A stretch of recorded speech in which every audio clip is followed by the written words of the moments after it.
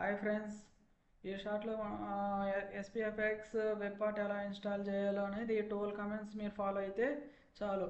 First Node.js install చేసి ఉండాలి, తర్వాత కోడ్ ఎడిటర్, తర్వాత ఈ కమెంట్ ఫాలో అవ్వాలి. npm ఇన్స్టాల్ గల్ప్ అనేది గ్లోబల్గా ఇన్స్టాల్ చేసుకోవాలి, యూ అనేది కూడా గ్లోబల్గా ఇన్స్టాల్ చేసుకోవాలి, మైక్రోసాఫ్ట్ జనరేటర్ షేర్ పాయింట్ అనేది కూడా గ్లోబల్గా ఇన్స్టాల్. అది ఫస్ట్ సారి మీరు ఇన్స్టాల్ చేసేటప్పుడు ఈ 3 కామెంట్స్. అగైన్ మీరు ఇంకొకటి సెకండ్ సారి SPFX సొల్యూషన్స్ ఇన్స్టాల్ చేయాలంటే డైరెక్ట్గా మీరు మీ దాంట్లో ఈ యూఆర్ రైట్ ఆఫ్ మైక్రోసాఫ్ట్ /షేర్ పాయింట్ అనేది ఇన్స్టాల్ చేసినప్పుడు అది అడుగుతుంది what is the solution name అడుగుతుంది. మీ సొల్యూషన్ నేమ్ ఇక్కడ ఎంటర్ చేస్తే ఇలా ఓపెన్ అవుతుంది.